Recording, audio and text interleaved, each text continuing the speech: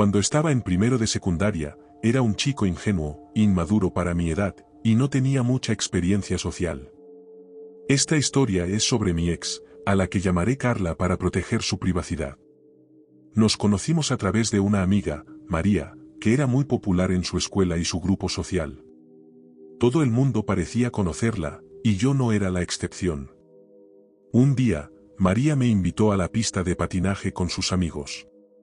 No tenía nada mejor que hacer, así que acepté. ¿Qué podía salir mal? Al llegar, María me presentó a Carla. Desde el principio, Carla fue increíblemente amable, casi demasiado. Me ofreció una bebida, pero le dije que no, gracias. No le di mucha importancia, supuse que simplemente estaba siendo cortés. Pasé un par de horas patinando, gastando la energía que parecía no tener fin. Al final, terminé agotado y sin un centavo del dinero que mi papá me había dado. Me senté en las bancas a descansar, cuando Carla volvió a acercarse. Esta vez, parecía más interesada en hablar conmigo. Aunque lo que decía no me interesaba mucho, quería ser educado, así que seguí la conversación. Luego ocurrió algo inesperado. Me pidió mi número. Apenas la conocía desde hacía 2 horas, pero accedí. No sé qué estaba pensando. Fue entonces cuando Carla me dejó completamente desconcertado. Me miró a los ojos y me dijo, sin rodeos, que le gustaba. Mi mente se quedó en blanco. ¿Le gustaba? ¿En qué sentido? En mi ingenuidad, le hice esa misma pregunta. Su respuesta me dejó helado, quería ser mi novia. No sabía cómo reaccionar. Nunca había tenido una novia antes, de alguna forma, la idea me pareció emocionante. Así que, sin pensarlo mucho, acepté. Durante los primeros días, todo fue normal. Pero pronto las cosas comenzaron a ponerse extrañas. Carla empezó a enviarme mensajes constantemente, a todas horas. Al principio pensé que era lindo, pero luego se convirtió en algo agotador. Pasaron 2 meses, y Carla ya hablaba de nuestro futuro juntos. Me decía que quería casarse conmigo, tener hijos, nuestra vida perfecta. Fue demasiado. No sabía cómo manejarlo. Un día, le dije que no estaba listo para nada de eso, que apenas éramos unos niños. Rompí con ella. Y fue entonces cuando todo se desmoronó. Carla no lo tomó bien. De hecho, lo tomó peor de lo que jamás podría haber imaginado. Comenzó a acosarme, enviándome mensajes y buscándome donde fuera. Era como si no pudiera aceptar que nuestra relación había terminado. Me sentí atrapado, como si estuviera viviendo una pesadilla de la que no podía despertar. Todo esto, porque acepté salir con una chica que apenas conocía, en una pista de patinaje. Así que, chicos, si hay algo que pueden aprender de mi experiencia, es esto: si no conocen bien a alguien, no se apresuren.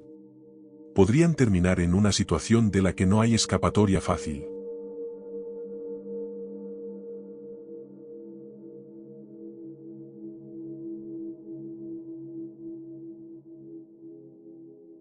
Cuando estaba en primer año de secundaria, viví una experiencia que, incluso ahora, siento como un capítulo de una película de terror. Todo comenzó con una relación que, aunque parecía normal al principio, pronto se transformó en algo tóxico y peligroso. La chica con la que salía no solo me manipulaba emocionalmente, sino que también abusó de mí de formas que me cuesta poner en palabras. Amenazaba con suicidarse o hacerse daño si alguna vez osaba mencionar algo que no me agradara en la relación. Me tenía atrapado en una red de miedo y culpa. El verdadero infierno comenzó cuando reuní el valor para terminar con ella. Su respuesta fue desmedida. Inventó mentiras horribles para hacerme sentir culpable y manipularme para que volviera. No solo eso, incitó a sus amigas a acosarme. Al principio, eran cosas menores, como insultos o burlas, pero rápidamente escaló. Vivía a solo 2 cuadras de mi casa, y empezó a pasar por allí con sus amigas. Arrojaban piedras a las ventanas y una vez, incluso, lograron abollar mi coche. Las cámaras de seguridad captaron todo, pero en ese momento, parecía que no había nada que pudiera detenerla. En la escuela, no había escapatoria.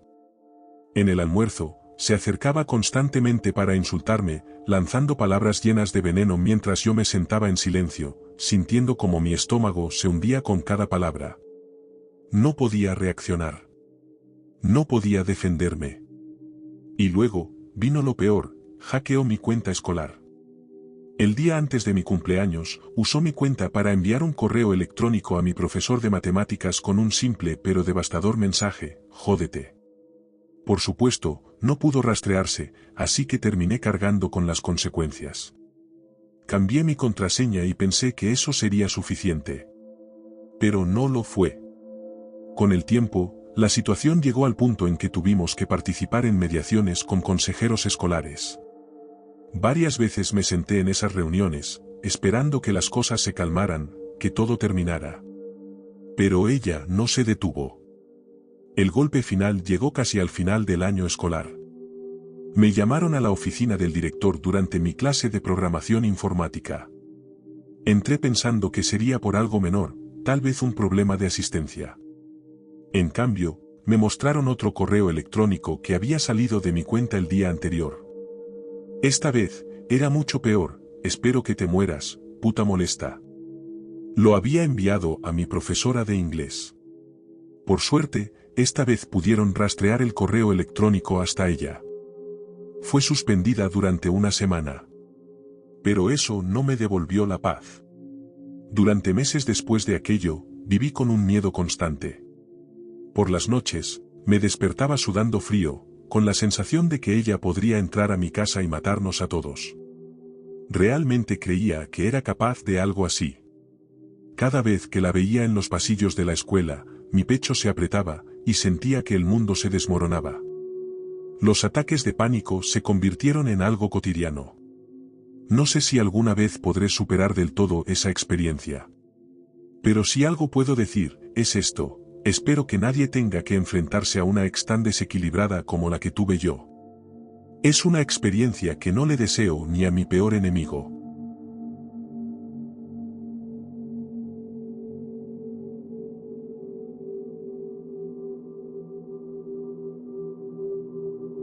Mi nombre es Ana.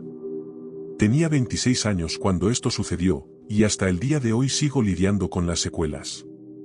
Había estado hablando con un chico llamado Esteban que conocí en una página de citas. Parecía perfecto, encantador, gracioso, y con una forma de hablar que me hacía sentir segura y especial. Durante 2 semanas intercambiamos mensajes y llamadas telefónicas, y cuando me pidió que nos viéramos en persona, acepté emocionada. Contra mi mejor juicio, lo invité a mi casa. Lo sé, fue un error. Pero en ese momento ya estaba completamente ilusionada. Cuando finalmente llegó el día, sentí una mezcla de nervios y emoción. Esteban llegó puntual, con una sonrisa que desarmaba. Fuimos juntos al supermercado, bromeando entre los pasillos, y luego volvimos a mi casa para preparar la cena. Todo parecía ir de maravilla. Esteban era encantador y, además, sabía cocinar. Preparamos la comida juntos, y mientras cenábamos, no podía dejar de pensar en lo bien que fluía todo. Después de cenar, nos sentamos en el sofá a relajarnos. Fue ahí donde las cosas tomaron un giro inesperado. Esteban comenzó a temblar. Al principio pensé que podía ser frío o nerviosismo, pero cuando le pregunté si estaba bien, su expresión cambió. Con voz temblorosa, me dijo que tenía algo que confesar. Me contó que era un veterano de guerra, que había estado en Afganistán y había presenciado cosas que lo habían dejado profundamente marcado. Entonces empezó a narrar, con un detalle escalofriante, los horrores que había vivido.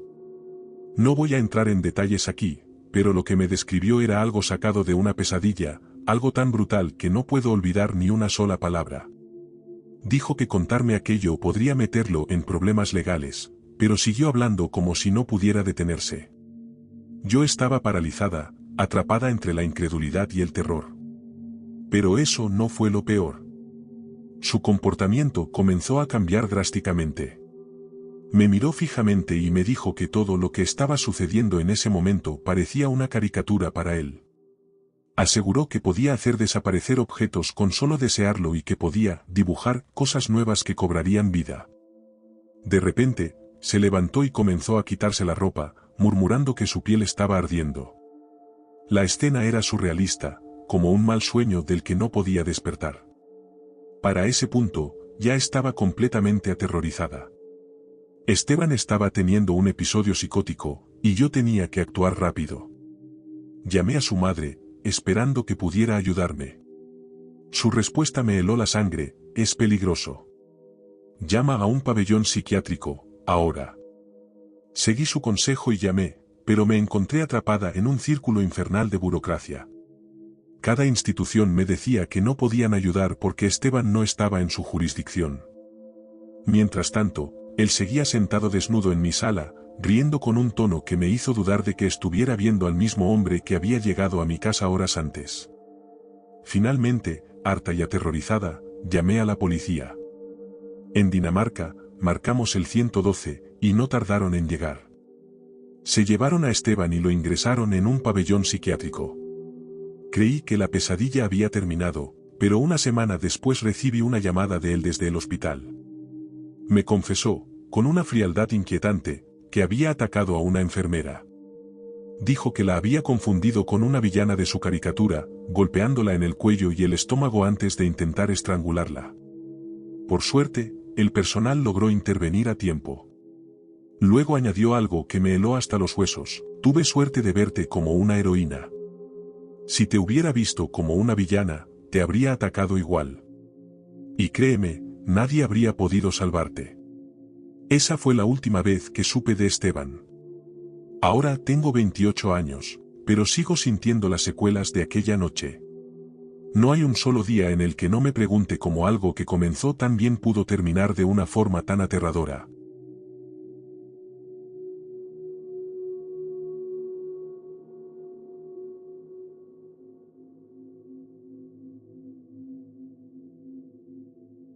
Sé que esto va a ser relativamente flojo comparado con las otras historias de terror que suelen leer, pero aquí va. No voy a usar el nombre de nadie para proteger su identidad y la mía. Lo aterrador de mi historia es que muchísima gente pasa por esto todos los días. No es algo raro. Más que una experiencia aterradora aislada, viví un infierno durante varios años. Crees que conoces a alguien, y luego se transforma en algo distinto. Intenté irme y buscar ayuda, pero nadie me creyó durante 2 o 3 años porque soy bipolar. Me quedé embarazada justo al terminar la preparatoria, y mi familia era muy religiosa. Para complacerlos, decidí casarme con el padre, o sea, mi novio, algo que ni siquiera me preguntaron. Simplemente lo solté justo después de contarles sobre el embarazo. Después de todo, no éramos felices juntos, hasta que nos casamos y estaba en mi segundo trimestre, claro. En ese momento, vivíamos en casa de mis padres, ya que él tenía trabajo, pero seguía en la preparatoria. Esto se debía a que iba un año atrasado por faltas excesivas y yo había combinado mi penúltimo y último año para graduarme un año antes. Empezó a decirme cosas muy crueles y a hacer comentarios insinuando que sería una pésima madre. Cuando di a luz, tuve que recibir puntos de sutura allá abajo y sufrí depresión posparto. Dormíamos en un colchón inflable del que me costaba mucho levantarme, pero él nunca me ayudaba con el bebé, así que tenía que hacerlo yo. Su excusa para no levantarse por la noche era la escuela a la mañana siguiente. Así que sí, la relación se deterioró rápidamente a medida que él se volvía más agresivo y se enojaba mucho conmigo por cualquier cosa. No era cariñoso de ninguna manera, salvo para querer sexo. No me llamaba de ninguna otra forma que no fuera mi nombre, y no me abrazaba, no me tomaba de la mano, no me acurrucaba ni nada. Para mí, esa es una de mis formas de expresar amor, así que me sentía muy poco querida. Mientras estuve con él, me deprimí muchísimo y desarrollé un gran desprecio por mí misma. Me internaron en hospitales psiquiátricos y me obligaron a quedarme al menos 10 días cada vez porque tenía ideas suicidas. Él les mentía a los médicos diciendo que yo lo ahorcaba y era violenta. El tipo me engañaba, pero tenía a todos convencidos de que yo era la que andaba con otros, lo cual explicaré en breve. Tampoco admitió haberme engañado hasta mucho después de nuestro divorcio, aunque era obvio. Me manipulaba y me controlaba. No podía salir de casa excepto para ver a mis padres o ir a terapia. Se negaba a tener contacto con mi familia, que siempre fue amable y cariñosa con él. No podía gastar dinero porque era su dinero durante el matrimonio. Volvía del trabajo, que cerraba a las 9 de la noche, a las 3 de la madrugada, diciéndome que había salido con sus compañeros de trabajo y que también tenía que cuidar las mascotas de una compañera de trabajo e ir a su casa solo para devolverlas. Le pedí ir con él una vez, y rápidamente y con enojo me dijo que no. Tampoco me permitía tener a mi propia gata en nuestro apartamento, pero sí dejaba que la de ella estuviera allí. Esperaba que fuera la ama de casa perfecta cuando yo apenas podía cuidarme a mí misma a veces por lo deprimida que estaba. Quería que cocinara y limpiara, lo que no me habría importado si me hubiera tratado bien. Una vez decidió hacerse vegano o algo así que le preparaba cenas especiales solo para él, y si no le gustaban, tenía que preparar 2 o 3 cenas diferentes esa noche. Me hacía decir cosas horribles y perversas de todo tipo, y algunas cosas sobre mí y mis amigas durante las relaciones sexuales, que exigía a diario. Una vez estábamos intimando, y dijo algo, no recuerdo qué, y le dije que ya había terminado y que no quería seguir, pero él continuó hasta que terminó. Luego me manipuló, diciendo que yo no había dicho eso. Tenía ataques de ira y me reprendía por las cosas más pequeñas, como no limpiar una mancha en la encimera de algo que acababa de hornear, a veces delante de mis amigos. Por ejemplo, una vez estábamos viendo una película y poniendo sábanas limpias en la cama. Estaba bromeando y me metí debajo de la sábana ajustable mientras él la ponía, y ambos nos reíamos al principio, y luego, de repente, murmuró, «Estúpida perra». Me sentí mortificada. Era la primera vez que me llamaba con un insulto así. Este hombre amenazó con dispararle a un cachorro, por Dios. Físicamente, solo recuerdo que me lastimó intencionalmente una vez, pero una vez que lo hacen una vez, solo empeora a partir de ahí. Una vez más, estábamos bromeando. Le había dado un golpecito en el pezón, así que de repente me agarró la muñeca y luego la dobló con fuerza. También lo hizo justo delante de su amigo. El mismo amigo al que invitó a quedarse con nosotros durante 2 semanas, incluso cuando él no estaba del trabajo y yo estaba sola con el bebé y este hombre que ni siquiera conocía. Este amigo fue muy amable conmigo, me apoyó y también habló conmigo sobre lo que estaba pasando. Una noche, después de 1 o 2 semanas, el bebé se estaba quedando con su abuela y mi esposo estaba en el trabajo. Su familia me invitó a una fiesta familiar que estaba cerca de mi casa, así que caminé y me encontré con él allí. Quería pasar un buen rato y relajarme. Probablemente todavía tenía 18 años, tal vez 19 en ese momento, así que no tenía la edad legal para beber, pero a la familia no le importó. En realidad, nunca había bebido antes, pero todos allí, aparte de los niños, estaban bebiendo. Inmediatamente me ofrecieron un chupito de gelatina, que me tomé con mucha torpeza. Su tío de mediana edad me coqueteó un par de veces, lo cual fue espeluznante, y también tenía otro tío merodeando por ahí que probablemente tenía unos 30 años. Durante las siguientes horas, creo que tomé unas 9 cervezas, posiblemente más, no lo recuerdo. En fin, empiezo a perder el conocimiento en este punto. Todo lo que recuerdo después es que me llevan a un auto, mi trasero borracho ni siquiera sabe qué demonios está pasando a mi alrededor, y me estoy riendo. Supongo que pensé que iban a ser caballeros y simplemente me llevarían a casa. Lo siguiente que sé es que me llevan cargada el amigo de mi exmarido y el tío de 30 y tantos años a través de una vieja casa rodante. Luego lo veo encima de mí, y estoy desnuda, y el tío también está allí, susurrándome algo al oído. Luego me llevan al baño. Luego me despierto. Ahora estoy en un pequeño y sucio colchón individual junto al amigo. La parte interna de mis muslos está cubierta de sangre. Debí haber estado en shock, y me ha llevado mucho tiempo darme cuenta de que esto fue una violación. Aquí estaba yo pensando que era un buen tipo, y estaba borracha, así que supongo que nos dejamos llevar, ¿no? Yo fui la que asumió la responsabilidad en ese momento. También estaba entrando en pánico porque era el día siguiente, así que sabía que estaría en problemas, y no tenía ni idea de dónde estaba. La casa rodante estaba asquerosa, y había más gente allí, así que me vestí y salí de la habitación. Nadie allí actuó como si algo estuviera mal, así que seguí la corriente. Me llevaron, de todas las cosas, a la casa de su abuela por un rato. Ella no estaba allí, pero usé el baño para limpiarme. Todavía sangraba bastante. También apestaba a marihuana porque seguían fumando. Mi esposo seguía llamando, pero tenía demasiado miedo para contestar. Así que me envió un mensaje de texto después de un rato, diciendo que mi bebé necesitaba ir al hospital. Entré en pánico, preocupada por mi hijo. Así que hice que los chicos me llevaran a otro lugar donde mi esposo vino y luego me recogió. Estaba humillada y avergonzada. De hecho, fuimos a urgencias. Probablemente olía a muchas cosas. Ojalá me hubiera dado cuenta de que fui agredida y me hubieran hecho un kit de violación allí, pero, por supuesto, no pensé así en aquel entonces. Mientras esperábamos en una habitación con nuestro bebé, me preguntó, ¿te acostaste con él? Y yo simplemente dije que sí. Se lo contó a todo el mundo. Todos pensaron que yo era una infiel. Ni siquiera había tenido la oportunidad de darme cuenta de lo que realmente me había pasado, pero mi reputación estaba arruinada. Naturalmente, esto fue una ventaja para él para usar en mi contra. Empeoró. Me encerraron. Me hospitalizaron en centros psiquiátricos muchas veces. La culpa y la vergüenza que sentía eran insoportables. Insistió en que fuera a SA, que es Adictos al Sexo Anónimos, lo cual fue realmente incómodo porque después de ser agredida estaba sentada en una habitación llena de hombres.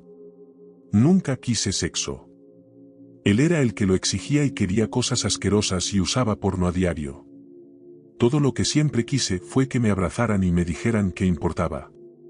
Amenazó con demostrar que yo era una madre no apta y quitarme a mi hijo si alguna vez intentaba irme.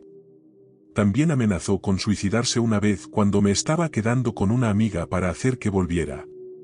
Lloró por teléfono y todo, pero una vez que estuve en su camioneta, estaba bien. Estaba atrapada, sin amor. Estaba desesperada por escaparme. Me quedé con mi mejor amiga en su apartamento. Esto se convirtió en una relación tóxica completamente diferente, pero esa es otra historia. Bebía mucho en ese momento para tratar de lidiar con mis problemas. Bebía hasta perder el conocimiento cada vez. A ella también le gustaba invitar a hombres al azar. Un día, cuando yo estaba allí, ella no estaba y yo estaba en el sofá, apenas despierta y todavía borracha de la noche anterior.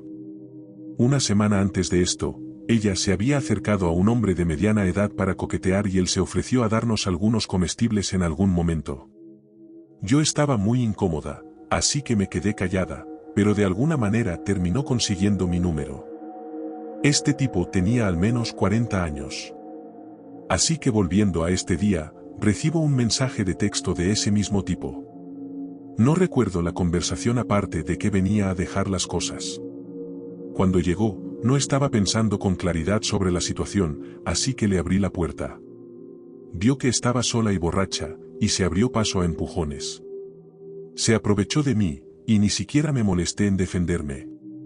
Solo esperé a que terminara. Más tarde ese día, le conté a mi amiga lo que había pasado. Ella inmediatamente le dijo a los padres de mi esposo que me había acostado con el tipo. Y sí, realmente me odiaron por un tiempo. Estaba absolutamente humillada y me sentía inútil en ese momento. Terminé de vuelta en el apartamento con mi esposo. Peleábamos todo el tiempo y él me gritaba y me insultaba justo enfrente de nuestro hijo, que ahora era un niño pequeño. Le pedía que no lo hiciera y eso solo lo enojaba aún más. Como me sentía como una mierda inútil, pensé que si lo dejaba, nadie me querría. Supongo que era toda la manipulación lo que me estaba afectando. Pero una noche, cuando regresó después de irse repentinamente debido a otro arrebato de ira, estaba llorando. Fui hacia él, rogándole por una oportunidad para cambiar. Dije que incluso probaría la TEC, que es la terapia electroconvulsiva para quienes no lo saben.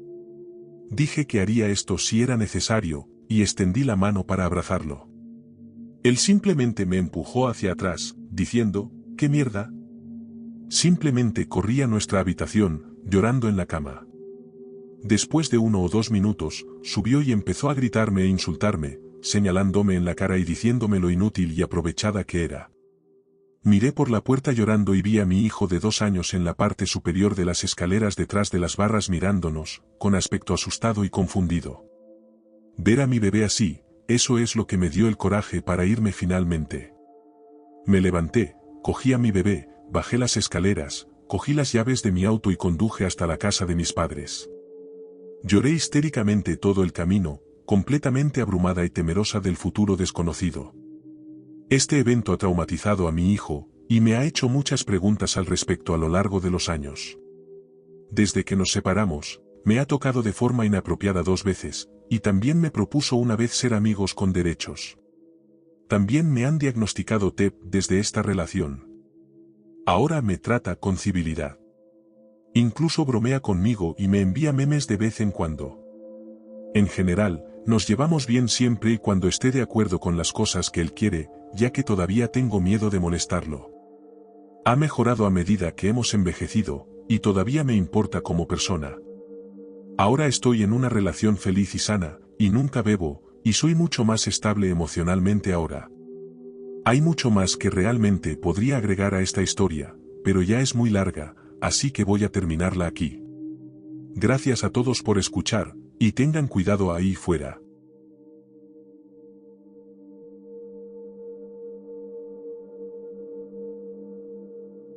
Esperamos que hayan disfrutado de estas historias reales de terror en el reparto de comida. Si tienen sus propias historias espeluznantes o aterradoras, nos encantaría escucharlas. Pueden enviárnoslas, y quién sabe, su historia podría aparecer en nuestro próximo episodio. Cuídense y mantengan las luces encendidas.